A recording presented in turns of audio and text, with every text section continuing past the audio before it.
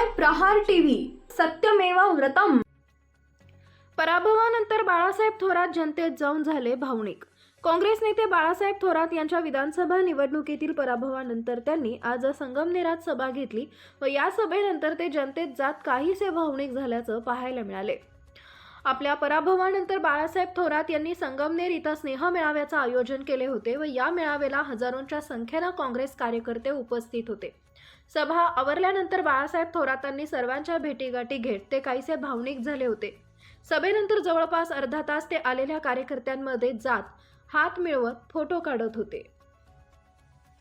नाही, खरं आहे की एवढं मोठं संख्याबळ, एक आश्चर्यकारक संख्याबळ आहे। जो स्ट्राईक रेट जो आहे बीजेपीचा, समजा त्यांनी 288 जागा लढवल्या असत्या तर 256 जागा आल्या असत्या।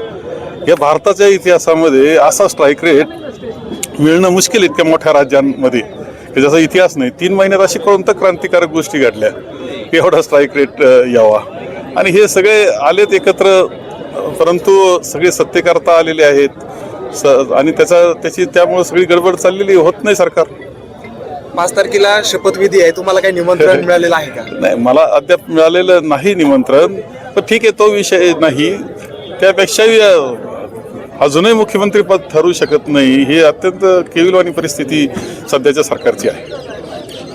आज तुम्ही पहिल्यांदा संगमनेरमध्ये सभा घेतली, काय वाटलं बरं लोकांमध्ये येऊन? काय असं आहे की हे लोक माझे लोक, माझं फाउंडेशन भक्कम आहे, कॉन्क्रीटचं फाउंडेशन, पक्क्या कॉन्क्रीटचं, त्यामुळं ते सगळे लोक भक्कम माझे आहेत। झालं आता ते कसं झालं हा चर्चेचा विषय आहे, संशोधनाचा विषय आहे, ते करता येईल, ते दुरुस्त्या करू, काही चुका असतील आमच्या किंवा येऊन तर शंकता आमची सुद्धा आहे, परंतु लोकांवर बोलून बरोबर घेऊन कामाला सुरुवात करणं हा एक भाग आहे। मी तर त्या दिवशीच कामाला सुरुवात केली, दुसऱ्या दिवशी सकाळपासून, तर आमचे आता कार्यकर्ते सुद्धा जोपाना कामाला लागतील। सर काय सांगाल बरं, काँग्रेसला खूप मोठं किंमत महाराष्ट्रात चुकवायला लागली, हायकमांडकडून आपलं काय बोलणं? नाही, एक लक्षात घ्या, खरं म्हणजे तुम्ही मुद्दाम संशोधन करा। वरुण सरदेसाईंनी एक व्हिडिओ टाकलेला आहे आणि त्यामध्ये असं दिसतं का पोस्टल आणि झालेलं नंतरचं निकाल यात खूप फरक आहे। त्या अगोदर 19 सालची लोकसभा, 19 सालची विधानसभा पहा, 14 सालची लोकसभा, 14 सालचं विधानसभा पहा, आत्ताची लोकसभा 24ची पहा, त्याच्यामध्ये पोस्टल आणि याचा काही संबंध असतो का? असं जर तपासाल तुम्ही तर तुम्हाला लक्षात येईल की गडबड आहे। एवढा कसा स्ट्राईक रेट असतो? भारतीय जनता पक्षाने जर 288 उमेदवार उभे केले असते तर 256 उमेदवार विजयी झाले असते, असा कुठे इतिहास आहे का?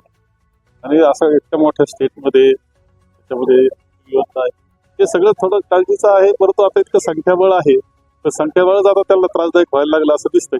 कुठेतरी एकनाथ शिंदे 4 दिवस झाले आजारी खरं आहे, त्यांच्या एकनाथ शिंदे मुख्यमंत्री आजप्रमाणे त्यांच्या नेतृत्वाखाली निवडणुका झाल्या, आता माहित नाही त्यांचा किती सन्मान राहील।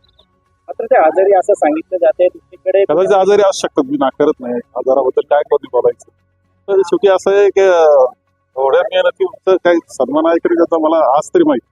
विरोधक चर्चा करतात की काँग्रेसचं लोकसभेचे यश मिळालं होतं, ते सभेत टिकवता आलं नाही, कुठेतरी तो संपत चाललेला पक्ष आहे। नाही, असं होतं 3 महिन्यामध्ये आमचं यश होतं, 3 महिन्यात एकदम गेलं, त्याची कारणं वेगळी, त्यामुळे तसं होणार नाही। काँग्रेस हे आम्ही काम करत राहू।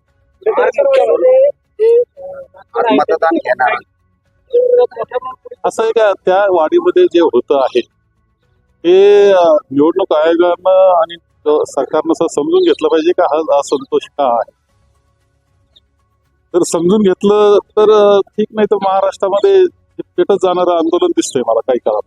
मात्र आज मतदानच घेऊन दिलं गेलं नाही, दडपशाही केली। हा दडपशाहीनं तुम्ही दाबता, किती काळ दाबाल लोकांना? शेवटी लोकांच्या मनातली शंका कशी काढून टाकता येईल याचं काढायचं सोडून तुम्ही लाठीचा वापर करायला लागले। राजस्थान असेल किंवा मध्य प्रदेश, त्या ठिकाणी अनेक नावं मुख्यमंत्री पदाच्या शर्यतीत 1 नंबरला होतील, अचानक नवीन नावं समोर आली। महाराष्ट्रात सुद्धा असं काही घडेल असं वाटतंय? तुम्ही अनेक वर्ष राजकारणात आहात, भारतीय जनता पक्ष आहे, त्यामुळे मी काही सांगू शकत नाही, त्यांचंच त्यांना सांगता येईल। निवडणूक आयोगाने बैठकीला बोलून काय होतं समाधानकारक? मला माहित नाही काय झालं, मी कार्यक्रमातच होतो, माहिती घेईल आज संध्याकाळी।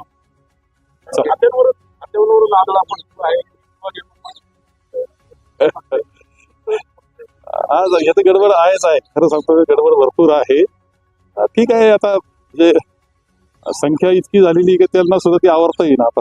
शिंदेचं बार्गेनिंग पॉवर कमी करायचं म्हणून अजित पवारांना पुढे केलं. शिंदे नाही का, आता शिंदेच्या नेतृत्वाखाली झालेला आहे, त्याचा किती सन्मान राहील हे मला आज काय सांगता येईल.